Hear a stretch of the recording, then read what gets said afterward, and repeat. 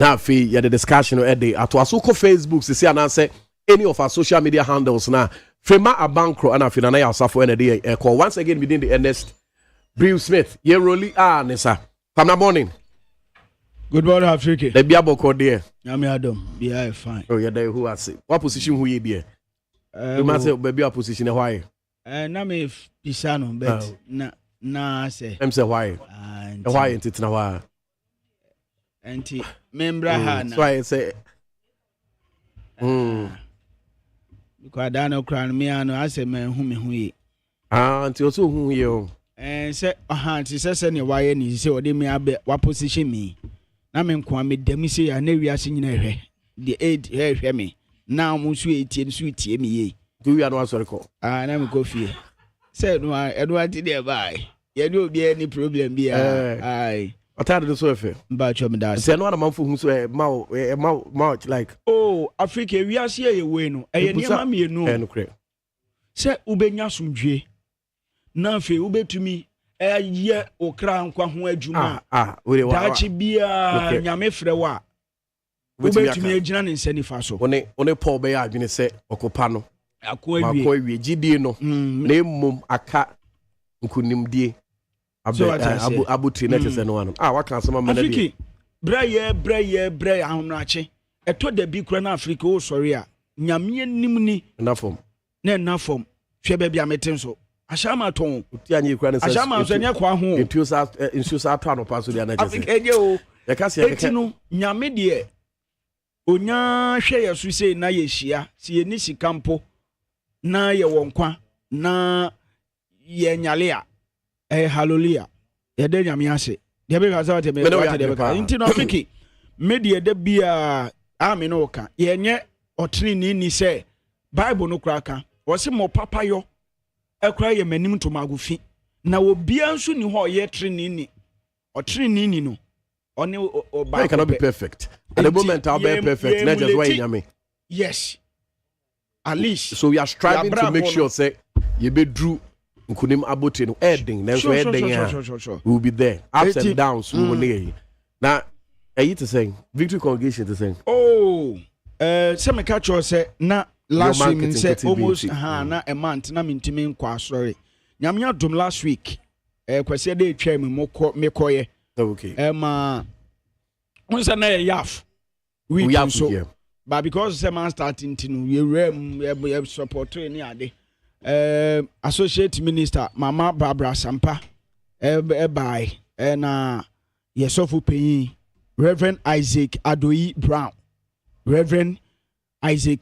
Brown of Victory Congregation Ashama North ni ye district de ebi maranata monne ade nyina hyehyɛ ma se efiti zenu edi bewuremu edi fa hoba Lebanon ni Newtown ni ade official town ni nyina no ehye yase na nyame adom bibia ye kama first and service eti nyame adom a ye hwe nim se kwasi edai ye be santo so se ya for ye bonso eye May Tuesday for ne Thursday ni Monday ye yabom enti ejata ye chikakra ba ni nyina ne Yehowa behwe wo se eye den se den na ehuru se den a it shall be well ebejo all right enti yebo nyame mpa ye se onu nyame na nkasa se de ye de aburo hye fom a ye nyi ni se be fifi na anyi na abeso aba no onu abehwe ama bibia ye fom na yebo tomu so atumi aye de na ye bi atumi aboa ama na adwuma nso aye de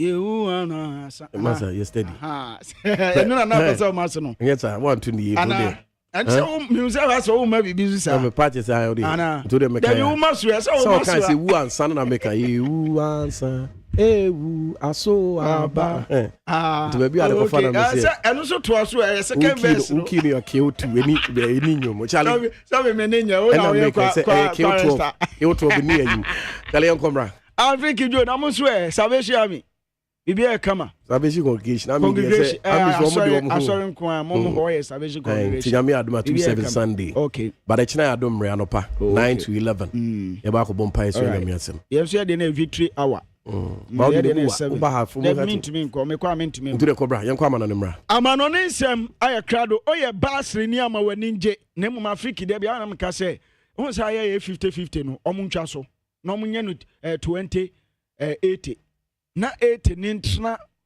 congregation ho na 20 ni mra head office mesre nti eno no da foforo be ka ho nsem need 100 Dr. Nice for wazugusu awutie do amincha mama asempa brabra ono ewo Victory Congregation Associate Minister na fe Reverend Bismarck Adoyi Brown eyesofu panyin ewo Presbyterian Church of Ghana Victory Congregation wa Shama North ono eyesofu panyin a wobutu o papa so dwen kam nyina no pa minsu bidin ede kwabra mu aben achem asane de hye nyema wo sa de achem abem kede abem ka ho a enye ba de kra na amanone nsam ne yede ma tiefo de a na ene basafo womu ani abre womu pesika na sika no so womu pebi womu hwe se ne nyina ebetumi akonkan etumi ede amomo na ene womu right backs no ababa betodwa se director of football deco kire se esomtumi ehwe ema ne nyina etumi akonkan mu focus no enna eho enti the light Andre Ratu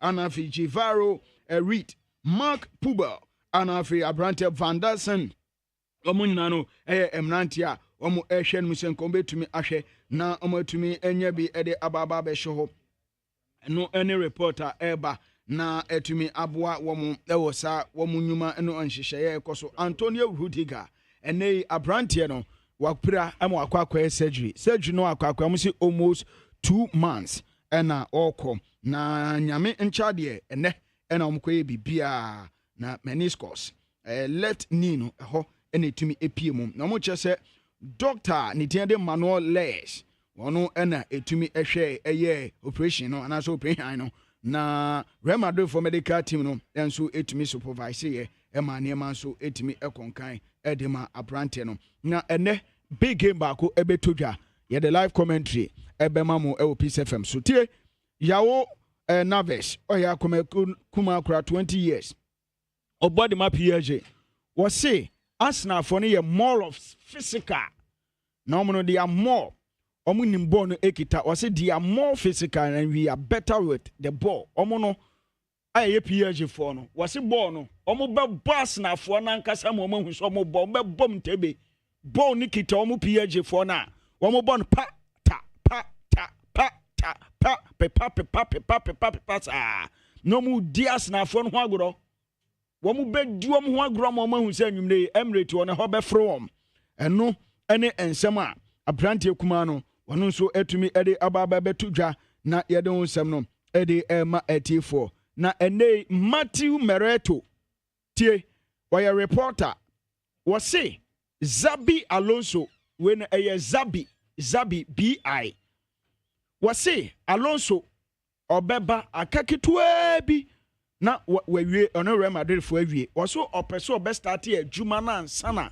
World Cup no 2026 omako wonu abenya the full glimpses of the team be ye ono ne recruitment etumi ahwe ansakra na World Cup no beba etumi aba eti enei ne etumi ababa betodwa ne ede onsem no eti ema etifo eno no Abrante and the Pauli Pele Pogba enei oba kwa kopie mu edia no mo chese Pogba o danani no de nani etumi akire mu no akwa akosi akan ewo USA anhwe ho ena ebetumi apie mu enso ewo ho we ene ne aba na ede onsem ede bemetive so on be ko USA se on ko USA no ebre ne beche Luis Enrique ahead of an annual game on bebono was it they are very confident womu he akuku dropa womu kito mu wa amode back game no womu bunu omasi womu bunu omode ba ana ene say ya Africa so I said ya me here no say ya ena omode ba na ene say PSG for no coach no onso omobo no se ni omasen omode ba Emirates omo peja na dia na wo se wo mo wo confident papa so omo ba be chance omo sa dia ko ada onyi ni so be chance na o bibia betumi ase ball no de ba wo he na wo gina mere mi gina PSG okay ene oni mi gina ba bi ba kwa ku gina okay me support Arsenal okay enti no ena de said ye yan PSG for no ni ye beba ba ye meke ateta ne na asna dom no wo emirate ho no ebefno mo be sampa dondo ebema na afrote gale ewo ho na no enu no wo se ba mo ba de wo mo ba papa a chese wo mo no ani abre a hwe se ne ensem ko Martinelli Arsenal so winger was able to me born as a striker was one of biggest game. I'ma prepare for the biggest game of his life. And no game against PSG no more ba. Omo to one a PSG for no eba into omo mera. Nani man so entimi enkonkan. Liverpool for and so ene ebetuma find our home. Ni na say 45 million La Liga Darwin Nunes omo chese so obekwa onko nonkonko pie mu obekwa ni nyina no ewo sa enhyehyem enso eho Ancelotti enso ene Brazil national team no he said here ne Real Madrid for etonkwata omo apai na report eba ne so ne Madrid for one agreement eno ewo Sanasao Samba Stars no mo awie akasa in principle no agreement ni bibia dem so kwako Salasa for no Brazil national team no for 2026 World Cup deal no and so valid from June enti we eneni etumi ababe piem na yede ho nsem no etumi ede ama etifo enso eho na under 19 UEFA eno nso no okoko piem de Barcelona for eche transport egwo mo by 4 goals to La Masia for no omo chom supremacy ewo nkwala no so embassy say the bas and penny for no yen crofo nya do ano no mu nkwala ntotofi wan emfinhye du nkron no 19 years omo enya 20 years no na chese bibia edem se prom ewo ha wo mu sha ne so omo hye na sha ne so omo hye sha ne so omo hye nkwala no so ekokoden na omo etumi akọ omo anim enso ewo sa enhyehyem ne tidehye no so na efa emame na ora Luis Enrique ena enei watumi aname squad 22 man squad mo ade ababe piem no mo bejire mo abo ede etia Arsenal tie goalkeepers no enie Donnarumma wonu da chen goalkeeper bia currently ne former one efe Safano onu so bem na tenors onu so about 3 goalkeepers defenders no Hakimi Kimpembe Marquinhos Hernandez Nuno Mendes Barado Pacho wemu any defenders no midfielders no enso enie Fabian Ruiz wonimbo emfimfi woni vertin hagina ho no mtafre ball no ho ho a wo ma chechire ho pampe eto so yire din a na brante kan mu enso aba be pie mu ho mayulu mu ababi Zayi Emre omunimbo yawo nervous mu ne Zayi mu beka we mu wo mfimfi wa chechire ho e na mo ambete mu bibi mu bibi be di ho bedi mu bi wo ho na okokopie mo strikers no so ode a Vincha onu ejemu Varaskahia onu ejemu ebi Ramos onu so ebeba na fi Dembele the man of the moment wonu ne nam tenten wa Bakola mo so ho na mbaye due mu enso nam tenten wa ho asena mo betu ejan afa ho adwane amo ambe sampa yaba no ne yaba Emirate wo eti no match no match a ano be hye se de medical aka no e be hwe atumi aboa mede besi ebere ninti akasima nwotwe na sima edu ebaako abo ma memfa enchiamfa ma Volkszone ga Odumase 3 Junction Road ana afi Trains and Styles ewo Pokwase ACP Estate Junction si wo no ye Nanama Oredu ni kunso ene ye Kwame Ejekum Afrika Kwame etie ne nanti o Kwame so okọ say de watiem anope ya mama tene nka say wo beba oba ye betene nka so nam si o ye wo ha ye de da go oba ye be chine se fio na Abigail da ko ye den pabo na ta na chi se bibia be kama abe chine fio de efa ho na ye ne de be mfa ho share Abigail da ko a Beauty and Beyond Glamour ono ACU eno so Sport M of Anko Barrier Beauty and Beyond Glamour Salon mekoho na makwa me ya ne ade a Africa say ese etumi bo ra da ko kohwe ne ye bo ko me ka cho se minimo unse me sister bi onti a oil restaurant bi onti a me ta ko di abete ho nti me kwa yo na mincha believer Mr. Richmond Alovo aka Believer no goodness and hey believe I'm telling catch you pa encho beteninka na wo de otate me de mete pa se mama we and mama we ko say ni breba nsem didi achia na enye many birebia ma many birebia because the man Judas Iscariot use my bi no na ni brenti misrawo many so say bia say bi di ho a o salvation na me ka say bi di ho a na me refi salvation na me de agye wo there be my eba dia me all right Afriki me schoolmate e wa Chimodan St Francis Secondary Technical School now no tech me tech na me jana me art tie na Christ Apostolic Church International Family Worship Center whatever e ho na nyame adom no Kumase Mampong and ye na ba committee 12 ono ye circuit pastor the whole committee 12 ono 19 no but tema ne klagon la shibi committee 8 and 9 ya ade ni nyina no ehyenase na waba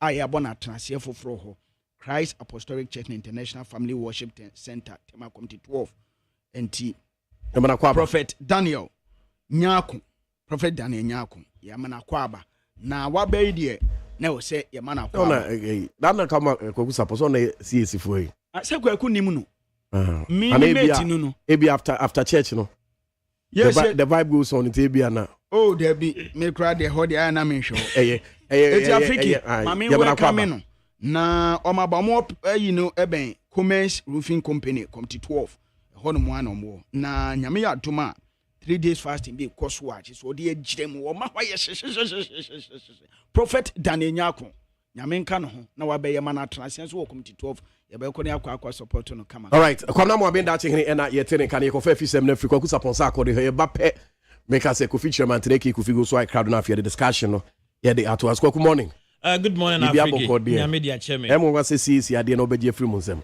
I was out in the meeting here, normal. Oh, okay. The meeting here, no. One fans also. Yamia man, and I would have. Yeah, when Yamia Juman. But when you okay, you want to account. Yeah, that was the account. Come now, I've been that second, so I said, second May. I said, more, dear, Pekusukra, because send asro share wo no Afriki there be ho we just was share say that's here arise and build my church. Okay. I remember say exchange of the pulpit. Yeah. CAC so for back that was I think about 3 weeks back. I stand to be corrected about 9 months back na moon say it is CAC so for back na you exchange your pulpit or no buy. Okay. And I think it's good. Say the be at least. Yes annual man na. You be say yes we are 1 2. I won't so be feel say ABO CAC and ABO or Pentecost near. Be a style of worship on a side, different, but the exchanges are pulpits night help. Say, Obi Obadin said, be an enemy no summon. And so, me say, me father, how woman, or you do for one cancer software. Oh, okay. Me for cancer for pa. Sorry, for bad traces, no sorry. But and why I say, yes, we are down for according to the porn, so say the same, none of papaya. Yeah. I am me who traces no. Or the two cause into the media film there. We now But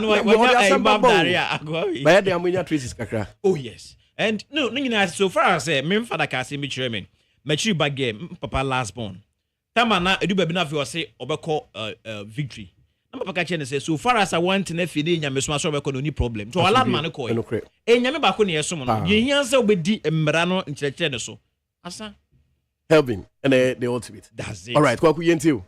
Neat 100.9 FM soon you go so at Nkonyaso a good year monsem na you so e dey matie for e na no pay as a den come farmers wetin na man nsem atwago wo hu de aircon airbus hybrid ya fisem ahodo a ehu hia se wote na matena se aboabo ano aso no so kama ye dey ebro ene anopay dia mejeso ene kwaku sapon sakode spanking ene frima bankro ebi wa da papa se Manchester United gunani mase na obeka kire so person ko okoto ti na so hokra de nye twandra man you wa yen France yen Confederation of African Football CAF for Australia. Na CAF President Dr. Patrice Motsepe over the weekend now micro Ghana ha na no CAF Inter-Schools Championship so na no mpanifo Asia ye and ababeto dwasa ya appointed Ghana Football Association President Uraket Yeso Kreku say ono enko second vice president Mfama CAF Confederation of African Football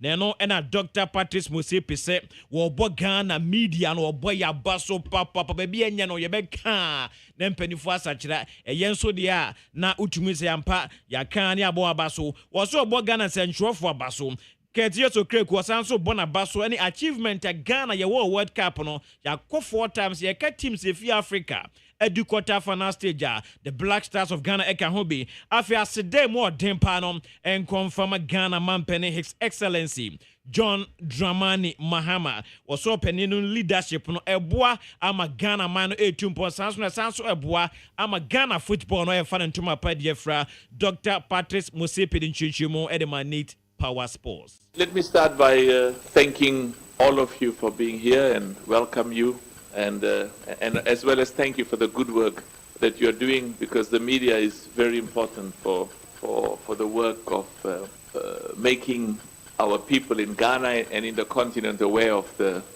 development and growth of football on the continent, and we set very high standards in terms of our expectations and where we would like to see African football now and into the future. One of the important things we did today was to deal with several issues, at the heart of which was to make sure that football in every one of the 54 African countries grows, develops, and it's globally competitive and self-supporting and financially self-sustainable, and also to make sure that the quality of football of our national teams that participates in the AFCON and in the CAF competitions are world-class. And I'll say to Kurt what I say to every other president and every other nation in Africa: when the Black Stars wins, we are happy. So you're doing good work. Thanks for the good work. And also I want to thank our head of state, President Mahama, for the meeting we had, and he's an outstanding leader and is doing excellent work. His commitment to supporting football in Ghana and to work together with Let me start by thanking all of you for being here and welcome you, and as well as thank you for the good work that you're doing, because the media is very important for the work of making. When and Sema CAF President Dr. Patrice Motsepe wono edie tudwa no achi no se Ghana fo atadwufo wa na yate denne ye GFA President Uraket Yeso Kreku na se de wa be second vice president you na oninamu kakra sakwasiambo fo jebo no nwemre dane o se monkofo akwasi no mbehu an se wa ye Ghana president Ketin na Musa abohuana wa ye CAF president Motsepe sade abosobo eko edi market Yeso Kreku no so say na CAF president no edi etudwa. Our second vice president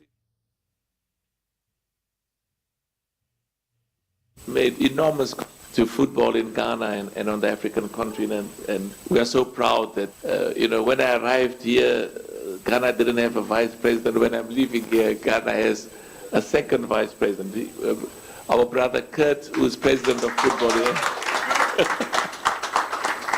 is the second vice president of CAF, and the first vice president of CAF has really done excellent work over many years and is reflecting that the deep commitment of his country, of his people, and of His Majesty King Mohammed VI, may God assist him. And I'm personally very proud of the work that my first vice president is doing, and I'm confident that the AFCON in Morocco is going to be the most successful, and all of the competitions are going to be enormously successful. And I want to introduce the first vice president, Mr. Fawzi Laksha from Morocco.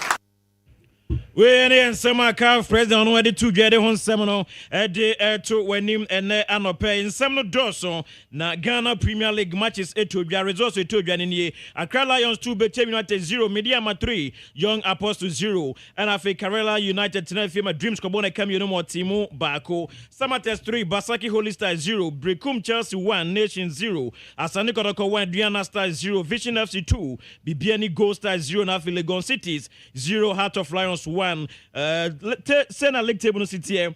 Gold Stars Deacon 53 points, Nations 51, Tosumiono, Out of Light Tosumiansa 50 points, and Nicola Tosu 950 points. In Numa Kodia Masamates 45, in Sian Ayadia Hazelfolk 45, and Sunya Mediama 44, and watching Kodia Mabrekum Chelsea 41, and Kron Bechem United 40, Dreams Tosu 40 points.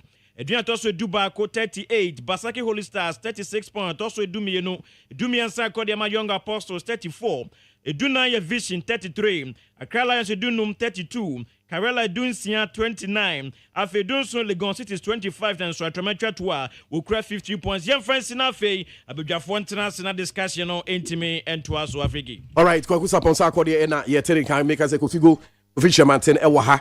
And I feel Kwamamo being and so on. I feel Kwakusa Ponsa Kodia and so I had a discussion here the Ebret here from the Bomkai. So, what do you check your social media handles in your Facebook? What do any extra wa?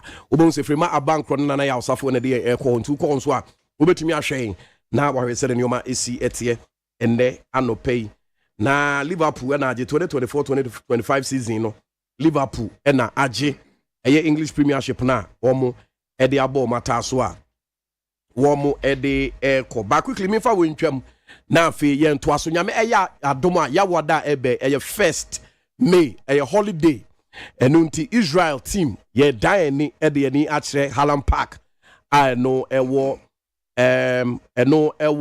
ofanko asofa na ye kwa akobọ match ano e hye papa ye ne Hallam Keep Fit Club for ena ye kwa akobọ eye match ano ebe ye hye papa na wura the ding Eddie Kofi Anochi, our chief executive officer, Edma Kwans Estate, on other Roma, and Omu Ehusti. Last time I call you know, Omu Champagne for the Kabakwa, yen to me antenna and crown dear, Omu a board drone to Yami Adma Yawada air bang. And I yes, I a boy holiday. Our tune inside the Afraya. Yes, I could in my bonnet come at this time there. Israel, a Kifi Club and Perifono, your modern mobile to me as well. In a notable players, or meeting me a could in my bo, Eddie Ama Israel for the same that you come na mafo. Of a year despite media, Ujinamubi, and I feel Ernest Brew Smith, Ayamia, Miss Mijinamu become a pa, Mr. Jonas, or Ben Amweni, on also Ghana oil, on also Babijinama Bobby, Eddie Amayana, Eric Nyako, formerly of Accra folk, on also a Babbo, and I feel Nanayao, on also maybe a Chemno Bobo Edmagapuha, on also so Eba, Namakosa Zavi, Ejidem Fin, and I feel Amido Dramani, a former Black Star player, on also Babijinem Abubi. And na Kofi Inti Debra aka Abedi Pele and na the maestro sisi ane nanye enti board nya de obetumi abobi oba betaye chi ohunhum ene ebs kafem oba betaye chi nansi kura nam sa hode ne so ate nanso ye bompa so obetumi abetaye chi pa na fe ye chairman eye malam idi ona oboabo ye nyina ya no e de akontinya me adom aya wada ebe ampaya na edwa e wo ye eye Hallam Park no e wo asofa me kire ofanko Asufa Samat Kasiano Ebeba so 6 a.m. pepe na ye nyina ebu yekitim na chese de ani akyere ho na agudi na tumi abaso ntimonsha nso emfa emame enti afei ene ye de discussion no ye de eba beto aso na ya hwese de nyoma isiti kwamna mo aben ho na afiko feature manten enso ewo ha kofi bibia aboko de oh afriki nyame adu vim ho oh yeah sure at Liverpool agiri ntia na so all right UEFA Champions League nso so Yebeka ho asem ti issues ebe discuss no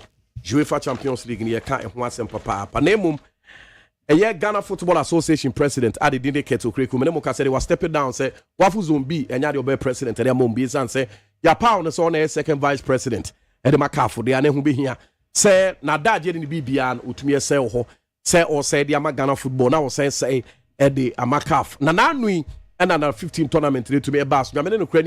His Excellency the President of the Republic of Ghana Yade is answer that you top power be jinemu and the medals need to me eche and the man crowd sampa wa born home boarding come here.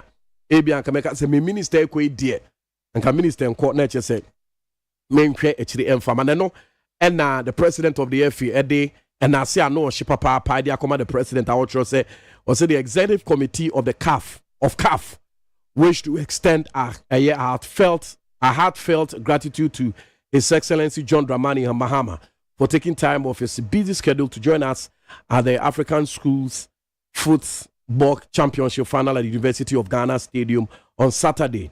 His presence added immense value to the event, and we were particularly touched by his willingness to stand in the rain to present medals to the deserving players.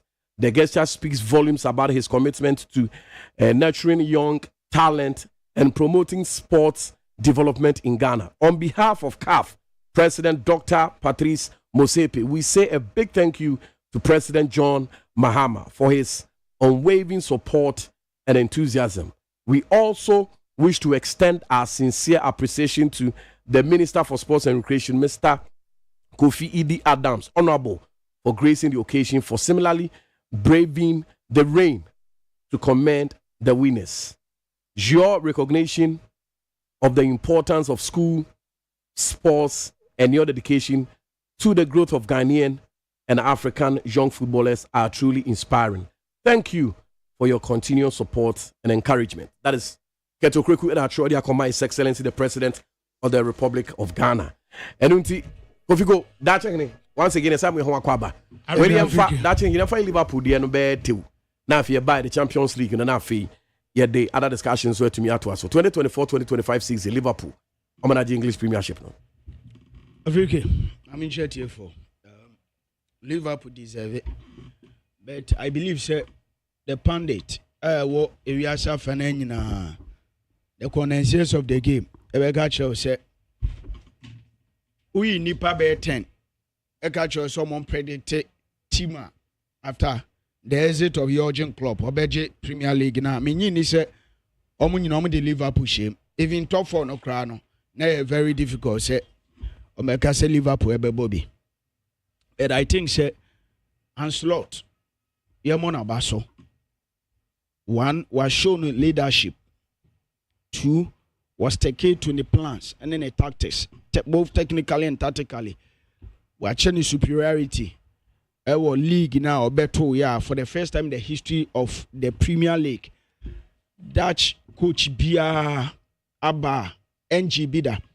And I think you can't Dutch coaches now, and yes, and slot 2 exceptional. Near who coaches Bia, modern boss near, they feel so many and come here Messiah. Omiajem kwana come back to me a baby. I mean, young kai cry. Africa say okay regulate. So who Hans mum coachy bibi Hans Hindik bibi sao Gus Hindik on an American yes. Only waban the first and second time with Chelsea ye be hu nanu ya buku hine. Manchester United Louis van Gaal Usheni pedigree ni oye ewo from Barca di name one son of Baba baby PM or the Holland national team called World Cup could be second. I mean be PM or Manchester United she sign is a hold or yeah na man phone me say or no and after Ferguson only mo years by am fan ko be to me Baba taking mantle no ni nyina mfa ye hu Holland coaches are and they on be ball e bi be ball on be fair mu Van Nistelrooy na be for Leicester City and only one call relegation. Even to attend the Crystal Palace. This Dutch for one also ball once and about befa Crystal Palace. On crowd their matches in the when we need be 12 games. Obo Holland national team no ebe coach Crystal Palace. I've forgotten the name. But me ask when it comes no. Me didn't enye kwoku ba ku bi no mo your brothers. No more brothers. I've forgotten the name about the end to so. So I think say Anslot Obia man even including me can say even when ye win you know me can say I want to see Liverpool say Kevin ye remne February you go so leading league table no then the brother yes the boy ba ko be coach Crystal Palace 12 games Frank the boy one ye who omo nyina even e bi kra okay, Frank de Bois. Brothers, no. Ba ku krampo sa be coach Fulham. Okay, o coach John Penson mo omu nyina sa e bi kra sa be assistant coach at my Ferguson. I think say Anslot nobody gave him that chance so be to me I say Juman. And I figure especially say team Jurgen Klopp eja to ho no. Yes, na wa build the team no dey issue abeka say ye 1 or 2 be to augment or to strengthen the team. Nanke to me ateki shape. Obaye oye na dwen se nkobenya Zubimendi. But in sense to me ankano from Real Sociedad. And o convert a player na Jurgen Klopp na ba beto no from Bayer Edinburgh PM in the person of Ryan Gravenberch. And for me, by a revelation of Liverpool, I hear Ryan Gravenberch. In fin, he makes sure say the next coach in Epe, Eddie Fee Zubimendi Muna Wenyano, or Chiran on your person ye and Gravenberch, Ebe the pillar of Liverpool FIFA. Afriki, Gravenberch ye Jumani na, but ye had the player Bakwa, of it Brighton and whole Albion Bayer. Now man for share that when the born and all body ya near who say ebio typical number 10 in the person of Argentine International. Usha ball or ball in fin one ma Afriki. Alesta, Mark Alesta, ball or boy in Afriki. Nay serious. At a point in time, na Liverpool fin hono, na Gravenberch a break, but you see the energy or your tackling.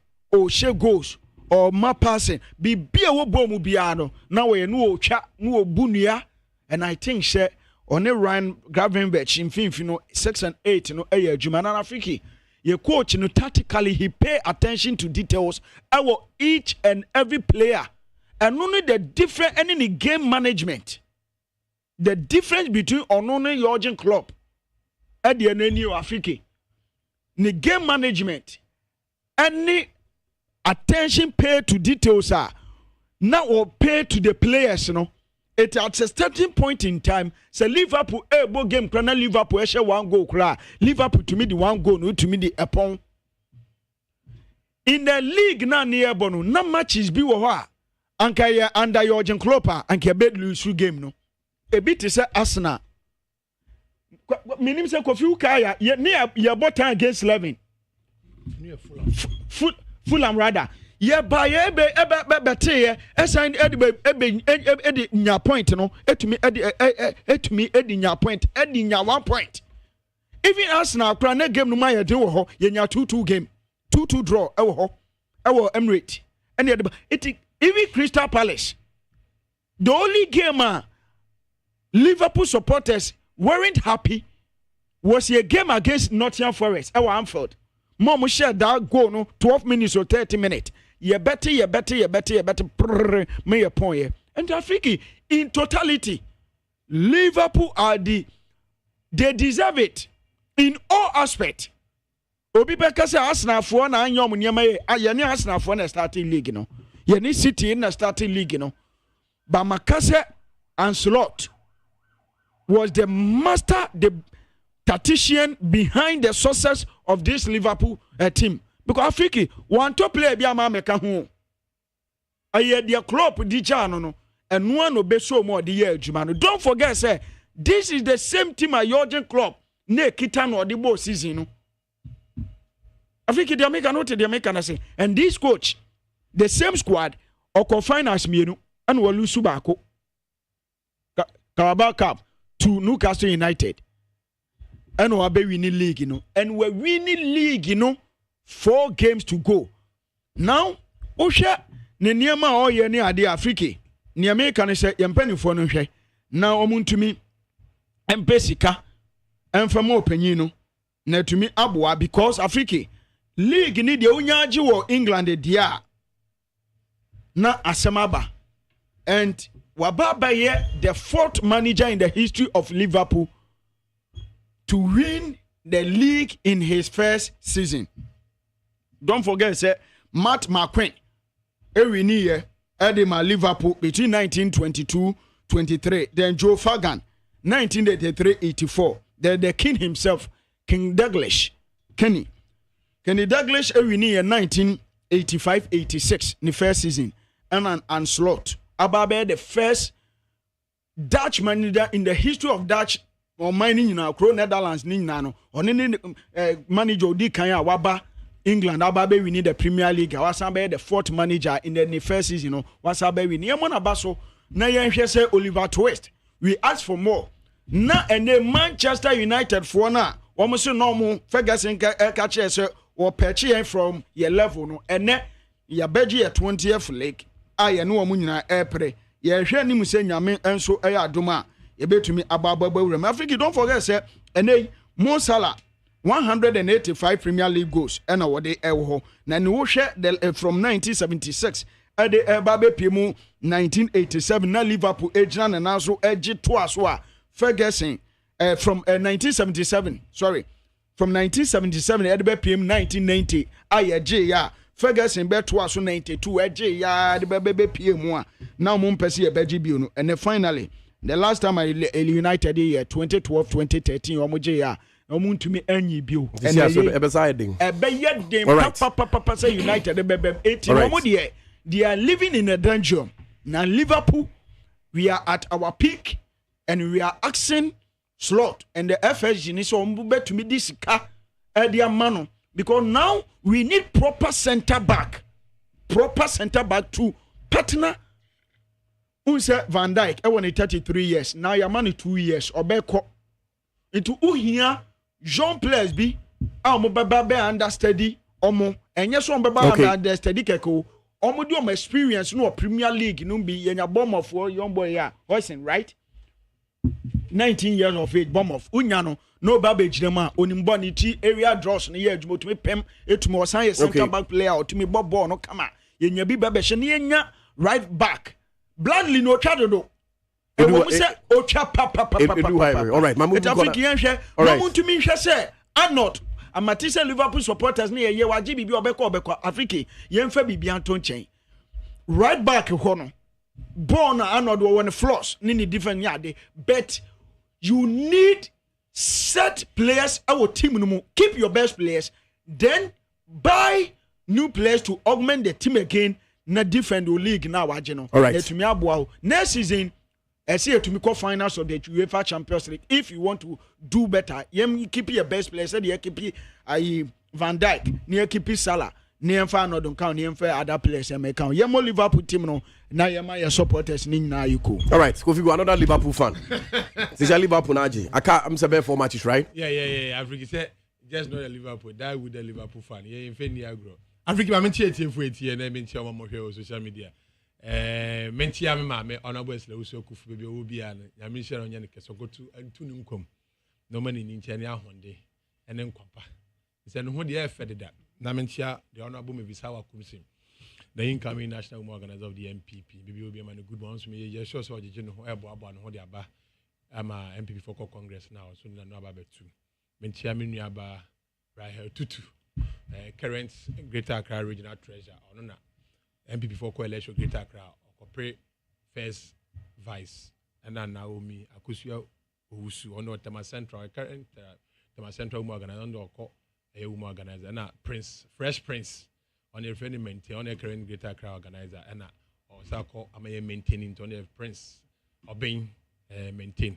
Afriki see the Biamenu didn't come na Kafam hoye Kwaku entwibua hin hoye awards no mguso omode ma no Kafam no hoye awards no mguso omode ma no okay as a Easter what can this African mamen kai nyame aduma on the 4th Kafam birthday okay you know happy birthday on the 4th next Sunday ebisi Sunday ti everything in Mr.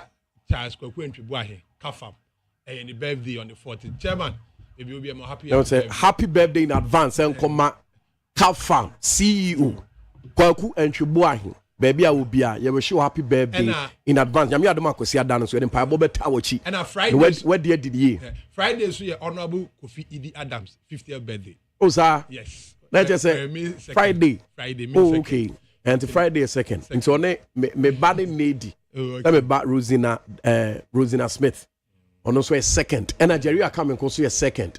So, hey, okay. Nti yami adoma Friday ni wish you all the best. Yes. Happy 50th. Na titu pa no Kafam Kwaku Entwibua hin. Say nyame ma na hoden na omba ne nyansa. Na adwuma wodi bia no so no. Enko yimfama no. Yeah, na me no ka say Goodies Arena on say birthday man ten year dey work na Saturday ebe Goodies Arena dey work by search if ayi mensa. Na dey akọ ayi mensa to boat near the kwenti. Mesere say ma be ka ye ho na Friday na a friend say a walk on a Saturday, a 3rd May. The walk that is from my email side. So I mean, HMano or that Goodies Arena on the chief administrator. And I girls in our in. I mean, person will be behind me. It's a guest. The boys will say, "What Goodies Arena walk near Basso." And HMano chief administrator of the platform. yeah ono na chief na ono na ya boss in the Africa the third year bro because that's yourself that's my prepare baby am of special they said that month here 3rd May Saturday ye na finish die nim ye die nim me die nim and e na o kira wuku yawa dey afofida holiday ni fiada and na me da na on the 3rd etini ni fiada na ye ono abo ko fiada and afi Jerry Akamenko and am yankasa me Baruzina Smith munzo di birthday that's a Friday in the day baby Saturday walk no the following week na yankasa birthday Afriki your friends say Ebra your club okon na me pa be before say Liverpool is not good me I said it and I will still stand by it na me person me expect huge from Ancelotti yes and I'm going to say could disappoint me be ha me especially with the history of the Dutch managers have not won the league in the EPL no I don't know because how many clubs na Dutch for them guys so after all Manchester United had Louis van Gaal and Gucci de Muna Besenkoe and sana Ten Hag eba 11 Hag eba that Ten Hag eba so na me who say idea na me pressure because a team na last season club yes so 4 trophies they did 4 trophies until say Liverpool lost the FA Cup to Manchester United by 4 goes to 3 Old Trafford and be a shatai abelusuma Atalanta home and so na the only thing kunya a League Cup title okwaje against Chelsea na injury na for you team coach Fufrabo Philip Fufraba yenim coaches amaba any teams that show say heading so to retaining that successful way no England David Moyes be to no no we players baby abese teams baby abese nko into na efo so obi a wonim like ohwe be say Pellegrini okay Pellegrini we need Ofi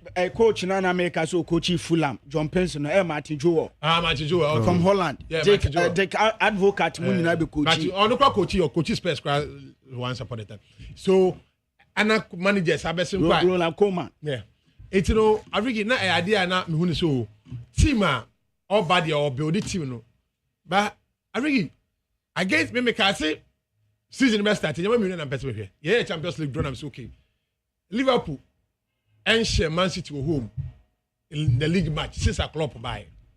And Liverpool has not won against Real Madrid since a club buy. And they say, and it's not to be yes, I am a that we are good to go. And to the share Man City at home, perhaps when you are and I'm for so and can City or Africa, Liverpool and for 12 players and more. City and for 9 players and more. And go first Arsenal Africa this is Arsenal made that leg long no so that from onset it started league Arsenal made that top down Liverpool took over November Liverpool took up the league title but that's wrong November if you want to manage team Man City akoda so Manchester akoda so Tottenham akoda so to the same Leicester akoda so pay Arsenal now so that Chelsea I get too close Spurs go on and all three for the one go down. Man Arsenal now so that don't go so injuries they set Liverpool the only thing I can say Liverpool was lucky is that Salah never Nike any injury. But apart from that Obia ko injury. Obia. Well check. Only 2 players played about 34 matches. Van Dijk and Salah. Obia Alisson Koye, Arnold Koye, Robinson Koye, McAllister Koye, Soboslai Koye, Gravenberch Koye. Okay, I think Gravenberch do 1 or 2 matches. Sani Patri Nipe, Jota, Gakpo, Diaz. Name them. Elliott, Chiesa, Nunes, Obia. It's 3 players that go injury. It's 3 players repair. And like I said, so you come back with Gravenberch Kodunya Bakokra, Emma later. Almost over and McAllister bought me a bucket of juice. So it tells you that team no. And yet 2-3 players no. And Africa. I never quite sell a car Sunday near say. Okache coach say a man here defensive job there own your results. Into no a man in more attack, man drop it. And the coach understand. Oh, I never quite boy coach near say players no. What's Africa Ufi baby for back. That's how they say players in no pursue add-ons. Now players in metro mafia, but we are buying them. He made them understand. So Liverpool team is already good, and yes, I saw they obey Yamafu be just 1 or 2 touches when I saw they come. That's it. In the fairness, saw Yamafu be, and he understand the players understand. And now ball to, and then they got close or to say that on more of attack or more of doing so they come. That's it. Engineer fairness so you never be. And you understand the players understand. And now about to and then you got to say that on more of attack or more of defense.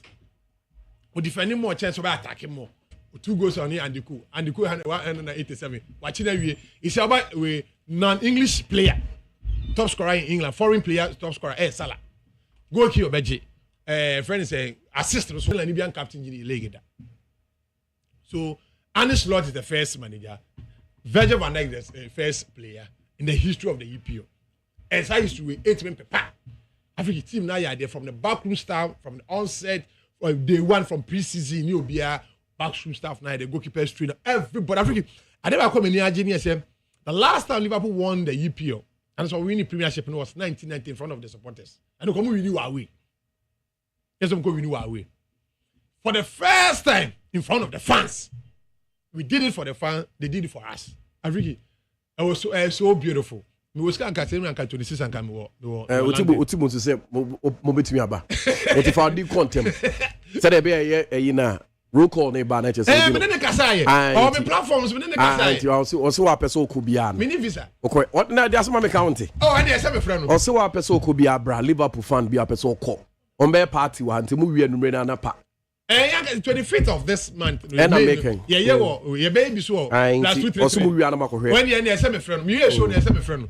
A same friend can say, with the passport today, but hear me pa. Parade in here, me pa. Africa, we well, last year I did Champions League, or to talk Jesus. Eddie Mam, we see how the winning league now supporters here with them. And then I say, all my platforms, but on him, see me a small body, a big man meeting. But your point, Africa, once again, let me congratulate all the Liverpool fans, especially team Lankasoma Yad Africa. Yen you winning the league the last time say a COVID trophy. Manchester for the day na 20 say no match 20 no more. Almost the tell be chance no mabam. Next season. Africa. All right. Okay, so move on to our next issue. It has to do with the UEFA Champions League, you know. Into Mamen Sanchez in Frico Figo na fi. That checking him for you cry na yen sorry so. Na I thought say ke be your opportunity but you are say they are sorry so. PSG Arsenal. Barcelona, Inter Milan. Another topic about discuss. Oh yeah, we baby because time said the time is almost 11:30. Because at the time it's equal into no. Okay, this year your friend said. That's your comment to this this year I into there. PSG Arsenal a tough game. It is Arsenal for the guys. It is their big game because some of them are more Champions League semi-finals that. So Omika is their biggest game, and I say big game. I understand them because you should be to say, Bakayo Saka, Lewis Kelly. I'm on big season. I'm on big game. But it's a party in your big game, sir. And your big game because we're about final happening. But Arsenal there. This is the big game. What I say, it's in Africa. A big game in a certain way. No doubt, Arsenal. The beginning of the season, no be Arsenal be do. We share Madrid, no be Madrid here. Consider of the Champions League, Madrid after Madrid do him ended. On my idea, so we do be Madrid. Africa, we don't couldn't win him. On my idea, pa. What to say? Do baby no. I'm say league in fact. So the focus or the energy no share Champions League the much better than the league. But Africa, and then the I think September baby, I'm and then they are busy. Oh, ABC. Oh, there be so a 2 leg system. And 2 person Chelsea. A best Madrid name. I had a Madrid name. And ABC. Oma ye bi pa. Go for Oma me now for Northland. Omo ye dey so yesterday mo pa mo go for yesterday nya so Northland ho. Space for bomb then they say you go for agyan yawu. Na mo krase mo bomb pie. Chelsea for bomb pie say mo ba land mo ka say mo na me owners of the land because mo na mo Champions League. No pe bi mo na me jo mo. I think yeah, can easy game. Goes be a tough. We have PSG team now. We a team, we a young team, and going to the game. Arsenal rested over the week. Come on, rested more than 1 week, almost a week. Last on board game a Tuesday, and on board leg match. I'm prepared to this game. I think a very tough game. The other time now, Arsenal go home first. Run share Madrid 3-0. I'll we need 2-1. But I think game went quick. So now PSG for Arsenal for them more physical. And one thing about Arsenal here say. Even a hard day, no matter drop balls now, they can punish you from that. And PSG can also take you on. PSG, only besides na share about that. And I know actually PSG I share English clubs. I share Liverpool, I share Aston Villa. Into be a debate tough. If Arsenal say PSG call revenge just so keeping the record. So Africa a bit tough, but I see PSG to a bit call the next seat. And Barcelona against a friend is saying Inter. I think Barcelona is a tough team. I bet punishing. I bet Chinazo. Though Inter lose over the weekend, but against Roma, but Barcelona is a team. I bet like a best stretching. We have team so your team like Onya do the group to Oshia Benfica on some or stretching upon winning now stretching, but almost share that is that they've not been stretched, sir. Into me, who say a better tough for Barcelona, best for Barcelona for company bed draw. Okay, we just a quick one after that. Hinemra. This year, Kate, and second vice president, Eddie McCaff. So he tells us that as a Ghana, will be power, but I say any I should answer me. Because let's take for example, Kabana consider president, Kaje Musepe. And this time Musepe is work on the second term. What it means is, say, but in the second term, until we are, it is where we. Until between about Sibia Kate. Yeah, and just 100 Fiara one a year. Just 100 Fiara. And it's outside gentility home. Ah, okay. Abontini ye ni papa bebe fia. Yes, sir. Ye ni pine. I didn't know Kasa. Oh, come on, African. Oh, we but that's even Bible cracker. African. The Bible cracker say. Unse normally it is a woofie. Nipa fie for na. Nipa, you find it's a woofie cra no be a babesra. Obi so bad na say if you prefer say ebi a plate e for now be issue. They make out here. So normally we want kasa woofie. We did that now. Aha. No, African. Ain't sanity. African. Me Anna we say perezi issue be. Say the money na minimum how and then somebody to about Emma CAF president. The rezi and say be camp policy no. Say your league in African league you be shemu kena. E dey policy part of the to about more. African policy. For policy beyond to about. Oh, the African leaders there. Me did say the African leaders apart from Tuare mo so different for African leaders. Me say who be fufuro bia yo. Tuare ni Niger ni any Mali ni. Tani pa me nyeso me soja. Joanta for no me ensa no. Sanko for no. Me ensa no. Ah ma dwen no. E kire so me leadership. Me hu leader fufuro bia yo. Ko Tuare na nsa obedi oye. They pa me ensa ti ba o me ti ba your passport. In tem say kro me ensa o ma me ensa. Your leaders no like as a democracy no and because Africa here get position as a second vice president of the CAF. I don't know, it's a good thing. It's any good reputation for us because Ura Kusinya Ntechi Isaiah could do FIFA executive member, right? And now issue ni buy no matter for buy no query. Ura Kreto Krekusu Egbe zone Wafu zone B, right? And now I will vice president. So the next thing is about CAF president, about the first Ghanaian to be a CAF. But the question is Africa, at the end of the day, if you don't want to be are they using your platform no, to gain their own resources or to gain their own political interests? Africa, that is the question. Because they are not doing anything for our football. They are not reviving our football. You could see change Africa. And Brian, this is democracy about football. Your football is sinking. When we were doing autonomous decision here, autocracy and yet we know Africa. The last time our club functioning final to Africa was 2004-2005. That Dr. Nyahunya Hotamaku last person was in 2006. Then that time on someone paying appointed. We are 3 days here. That's it. We are appointed. That's it. Then Jegum. That's first for you. Yeah, in India, to source with the point of need. Overcop. I don't know your Jumana. Uber, but I say, hey, after all. Oh, Africa, young Shanian sister. Oh, man, the challenges, but yeah, the Africa, ram. And yes, yeah, come on, we want the best for Ghana football. Africa, back in the days, I'm be honest with you, far back 2004, 2005, I was following local league more than the European League. Even though that year, one of my best year in European football, when Liverpool won against AC Milan 2005 Champions League final, May 30th. Africa. But I was following local league. Every those that I can walk, me say me quite cross post to the house match. Now me told you I'm 90 abefi. Me took about 90 minutes me told you. That's how passionate I am. We cross stadium. We share some man say we can say oh was that's for training and me do 6 o'clock. Training start 6 o'clock. Me do answer players go do. Saturday bia na no dwuma bia di. Na me kotoko kuma players no. From 2000 even 2000 when you be catch say we share can say go fi no munza no di etinye na man call go say go fi for friend yeti kra ya. All right. So but and then dane e dey ni e be ye Africa Your football near conform. As I told you, say, many footballer you enjoy guys playing Ghana football is a curse. Did I better also really, Next one. All right, so let's leave it there. That's it. After time, UEFA Champions League, the 2 matches, big ones.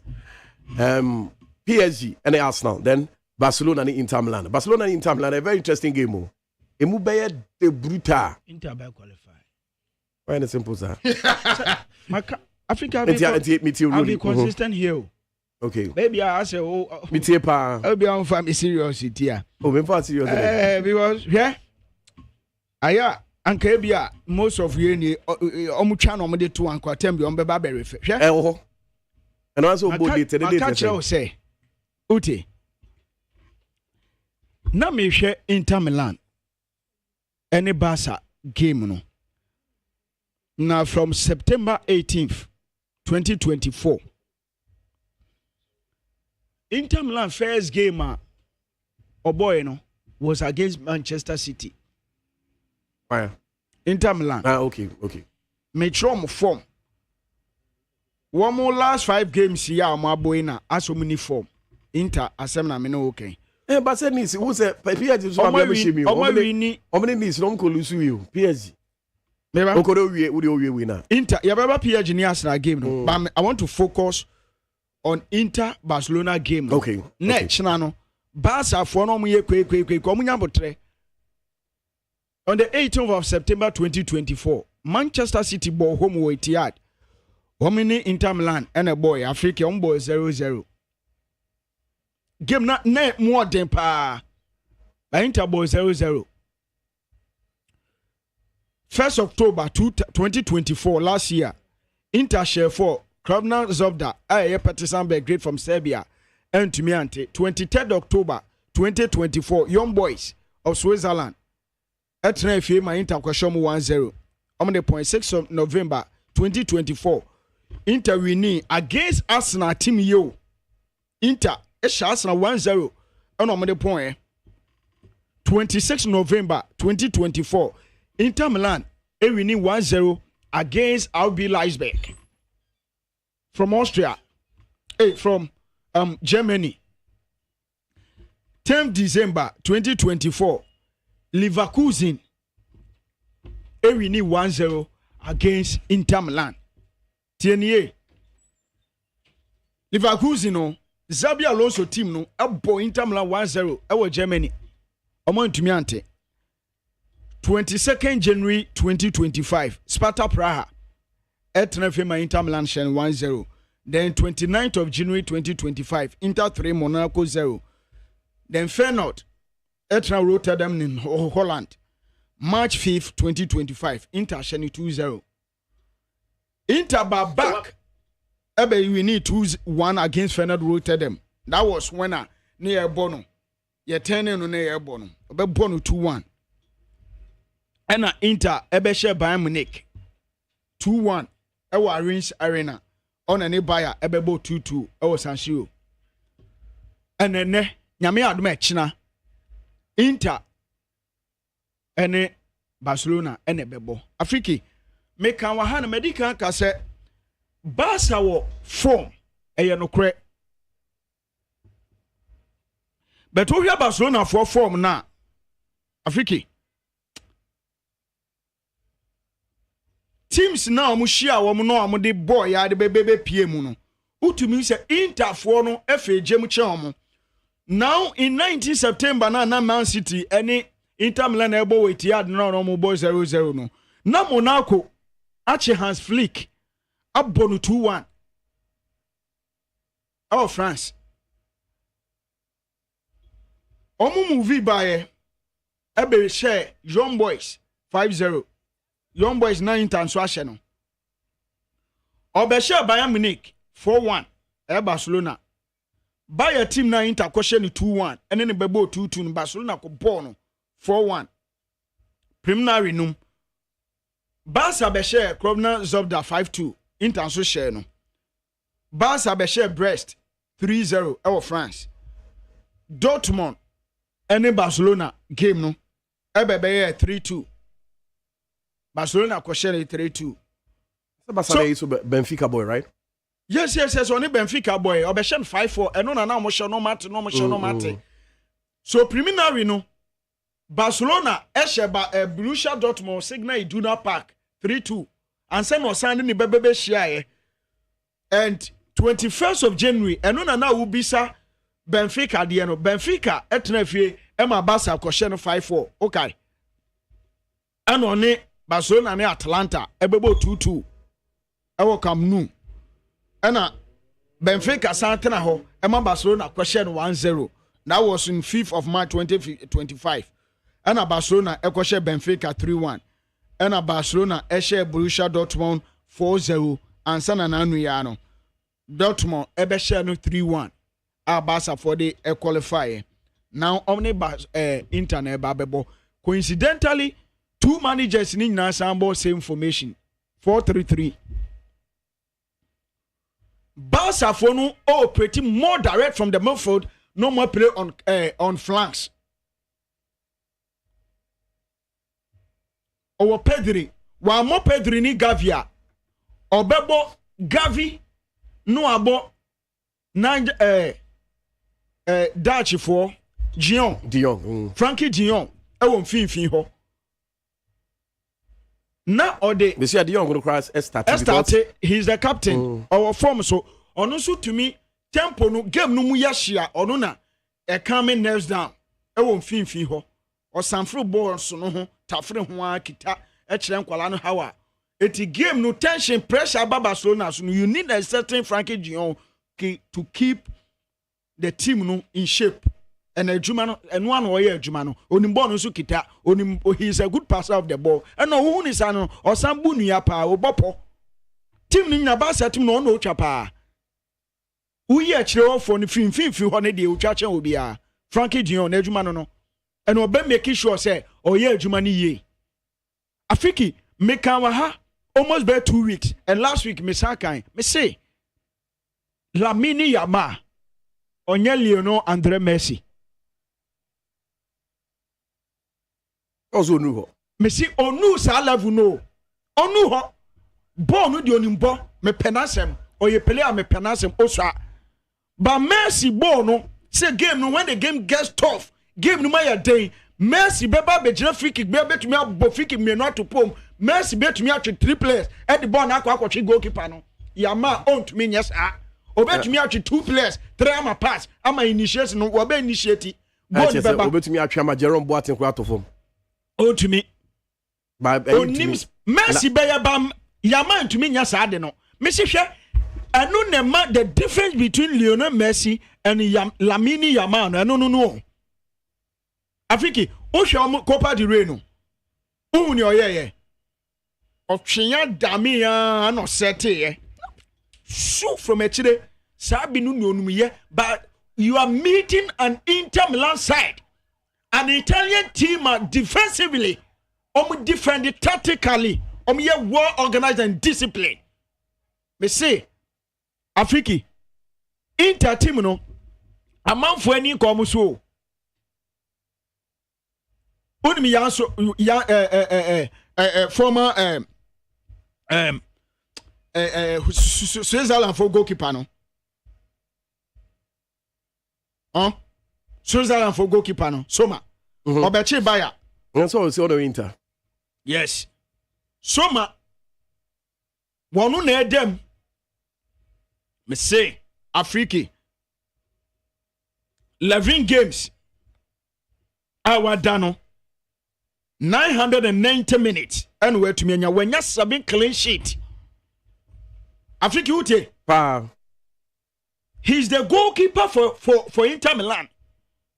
That's Switzerland for coach. Goalkeeper number 1. Nah. But I was wondering, say, free buy Munich. I was wondering, I didn't know by Inter. Later, I'm realizing some man Neuer was coming back because Sasa no apprentice. Yes. It's Afriki. Inter team no. Omo ba ho den. Wo mu twa. No mu be twitwa Lamine Yamal mo. Ombe Dumfries mo. Wo de obehu Dumfries mo ball let ombe Sa Holland ni bibini no obotu no. Wo de obehu crashing. Wo mu be bom buga. Omo be hwe. Basa for no se obi hear me. Omo trouble. Abi won betwa omo. Jimenez no. Won sa Jimenez bi no. Omo sa omo Gennaro bi. Is it Vraj or something? Also I that Dutch. I don't know Joseph that ten there. Italian player, you know, almost there, you know. Bastoni. Ah, Afriki. Omo ejuma o. Medium hwe me see team no kwana ko hwe team no. Omo Bastoni wo ho. O de mame ma line na me am fa me team nya. Take in your friend thing. Konahro ni dina ya me Konahro said. Right, me refi di no. Ananya sa Konahro, right? That you know. Hakan Konahro. Me hu you know. Me say ana Afriki me I think Konahro as a video check. Yeah sir. Konahro Hakan Konahro Turkish. Afriki omo wa Berera. Onim say me kitaya mu nyina ho. Experience wise. Berera we good. Me kasa Turan ahode odi be gina nim ho. Don't forget say Barca so many ho no they are lacking no. Robert Lewandowski mobile. Wepira he's out of from this game. I say Ferran Torres money e mo. Ferran Torres be she na me say center back no. Wo de obe hu ahode ni so betumi Barca for the only thing betumi agye dia yer ball ni de ombe pass ball no. Ball ni they will have the taste of the ball. They can keep the ball. Ball no, I dominate play. But trust me, Inter Milan, I'm tipping Inter Milan to qualify. Careful now, so kunya some infringement to be a year closer to 18 yard honest way. Okay. And also I'm a swift. Yes, very swift. Always on your board, or person making sure very swift. Or penetrate to away 18 yard. And so when you're careful, so I now kunya penalty. And only our more weapon no. Yeah. The way Chibana way Chiba. Rafinha Bana Yamal also so ba. Kwaketo don't shape fin on ped no. The Gabi Onimbo pa. So Afriki. Hans Flick. I catch us one of the underrated European coaches in the European leagues, you know. Simeone Inzaghi. Yemuno. Omumuno. Ba oyejuma.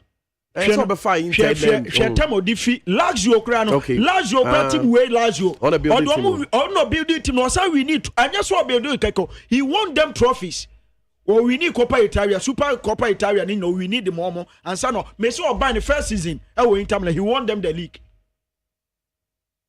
And he took the team to the finals of the Champions League. Onana, they were part of the team. And consistently, what building team no. Me see, coaches make players better. Argentina for striker, Lautaro Martinez. Afriki, minu nani ehuno. But coach we ban what transforming the year. Because you be who a certain Romelu Lukaku bia. Romelu Lukaku are no lead the lines no diama Inter Milan. Now Lautaro Martinez elbow behind him. At a point in time, it took only Lukaku. Say onu na ye all she goes ni na amu ye adwuma no mana but when Lukaku even at a point in time na okọ Napoli and players na person obeko sorry okọ Roma and say no obeba Napoli it took this Argentine young boy and what the team next na beti so and what the team no eba me I still take Barcelona bebo bo ni nyina bet me tape Inter Milan so obeko finals Afriki and again when you be who commentary no PSG Arsenal top game. Yes. Afriki 4-4-3 formation. A year so chere so pass on oma ebia take shape na ebia bo force number 9. Enti eneno ye hwe say ebi bebo force number 9 ana say one more force number 9 a ye behwe. Arsenal team am hwe anim so mbe parade on goalkeeper David Raya. Still he will be imposed. Untumi sesano. I'm still looking at William Timber. Say Obe managing number 2 ho. Then the left back will be Luis Kelly Myers. So Bejina ho. Then 4 and 5 will be William Saliba. Will be there. Then Jacob Kiwo. Ebe managing 4 and 5 ho. So me back 4 ho no. And I say 5 no, including the goalkeeper no. 4 defenders, 1 goalkeeper. Ewo ho. Then in fin I'm looking at Martin Odegaard. As usual, be operating from her. Then Declan Rice will be in the center. Then Mikel Merino and so be support into say 3. Martin Odegaard, Declan Rice in the middle, Mikel Merino. Pate will cut. Pate mo be yes. And no, a hana ejuma ne hana dia ne beba na eduro no aha. Eduro no beba. Eduro no aha ebetwa fa ha. Magan no si so say aha no be hu bi. Let say dey be kwa kofa asema ba. Oh, asem ne dia beba nwumire. Say dey be a contract ne be extended. Pate, oba mo man 1 year, oba san 1 year. No mama no another 6 months for further. Until who there yebem. Afiki, then you have a certain Bukayo Saka from the flanks, obe operating from no cutting in. Obe to me assist, obe to me share. Then you have Martinelli so left. Eti make us say me who is so obebo force number 9 because Leandro Trossard obe to me about force number 9. Because only you more direct and clinical finisher than Gabriel Martinelli. Martinelli who didn't do any more obey judgment about Afriki. I have no say chances. But Trossard no, he is swift and or you quick on the feet. And he said in between Gabriel Martinelli and Trossard no, I prefer Trossard to lead the lines. Then Martinelli will cut in and support. Well, I'm not the coach. I am only looking at squad now. Me get Ateta and I made the analyzing game. No, if he want to do another way around, then Leandro Trossard will start from the flanks. The Martinelli will be the arrowhead. So, I don't know because Marino because of Thomas Partey exclusion from this squad. On to me, Manu, and Ankauma offer Trossard and Kosher. Marino Honmo, the normal Mikel Marino may lead the lines now. If you over here, because you are playing with the teamer, Wamusuya Swift, you are playing against goalkeeper Jalunji Donnarumma impose, Ashraf Hakimi, our nene di giving it de obey to me, atrake, ababe overlap and abe cross balls. Or to me, Sakati in, ebe ma shape no, a solid, I won't fin or tete, so I shall move on no more. Then you have Nuno Mendes or Pochettino Mo Salah. Eshe bottom both 2 games in nyina. Bomni Aston Villa no man etra from Ohie. I'm looking at William Pacho and Marquinhos with an experience. The last time a team way equal finals about Munich no, it was only Marquinhos who was part of the squad. On the experience here, you our Fabian Ruiz, Vatinha. Argue will be the best defensive midfielder currently in the UEFA Champions League from Portugal. Yao Neves, Umunu, or 20 years. Kita no. Ube dia grokeke. Or game now who know. And any more Afriki. Ube to me. Because Bakula started from bench. Wana. Bakula, yes. It be a better than Bailey. So this Due. I want to come here to put a say be on starting on for pressure. Oba starting. Coming into this game, he will start him. Osmani Dembele will be the danger man as usual. The Vincha Valeska here from Georgia and formerly of Napoli. Yeah. And Sube Yusu the flanks. Afriki. So this is the squad that me share him say. Luis Enrique and Sube Paredi. And Afriki. Paris Saint-Germain team win na mamu so Paredi team win and I say we change na bia Bakola Krabano and strategy way. The same way, me squad am abubo no na me hwenu so de beba Afriki PSG team no omni ball ni ball chen Arsenal. Yes. Say yan keep ball no. Omo ball no mo ball no ball nti say Barca for de ni bi.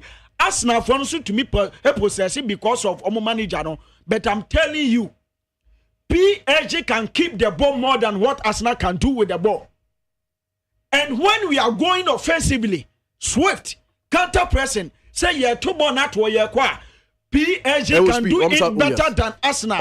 On Arsenal, you have only Bukayo Saka who can tease the defender with the ball, run with the ball. Pace now, Dembele Mukita, any Due Mukita nini, Vincha Mukitano. Trossard the ball the bedi agro wa Trossard the niso. 18 am say more man of France. On funding to anymore number 9, so that Ubenya Gabriel Martinelli on so betumi arane Africa Jamaica road Jamaica say. So this is my team. Say PSG and to me are me win game no and now they should be able to pick a point from Emirates. They should be able to score a goal. Africa, I am taping Paris Saint-Germain to say through to the finals of this year, meeting Inter Milan our finals. And then I'm sure bet. Yes, and then I'm sure bet. Now, Fiki, Keto Keku. Nam friend rapport. Just 30 seconds, Nafi. Ket. A foot to a yatunu, what ye bako. Wafu zombie when we jatu, nan attention no so, Mestre Ket, say. Shenyankupon so obeshiawa or obeshirawa. And yen nipa be yo. Afriki, temie. Nyamin ti se me kwabram wa be no nti se wo Afriki jo. A se wo obi nkoso koso na ebi ya me ya na obi ko na ya o. Nyamin ti sa eti nipa bi num no omwo aha no. Nyamin na hire nipa. Na nyame be hire nipa odi nam nipa so. Me be ha ba ko pepa ni. Me nya be 10 wa ha. Na me bu afu me ho pa ntimi na me ka check it ne say e ka me nko a anka tetem na opese obegina o Ghana no ma onyina on concentrate e won second half adwuma na wanya no and I know before say ne fourth unza afina we won the first time o ne 3 years. Okay, but say when you official, let's wait and see. There be me na America. I'm advising him. Okay. I have advised him. Oh, kukuem na makebi so from me saka na ni o team na ka kire no. Ni agiama no because nyame onti se nipa o Ghana ha. Na save Ghana football na dia nyame nti se nya nipa o. All right, all right. Na me can say yem pese anasi bia be pia o baabia nti obi anhwe ne hu ye obi ani ni lem no mo market nya na adwuma nyame nhira no no nto no nkwanam no mpega Ghana franca no ewo second half president okay o te kwara mambo aben da chehene kana afiko kusa ponsa akode o te kana afiko feature man te ke ku figu te nka fema bankro ene na ya safo de ko eye social media handles nyina titu pa Facebook no be the ERNEST BREW nyame adom e chena ye Wednesday acha 9 am pepepe na yewo Salvation Congregation na yebo mpa into betimi a join here ne ne wabon pa ye dan ne dia ko peace ne akotie eye 12 o'clock news no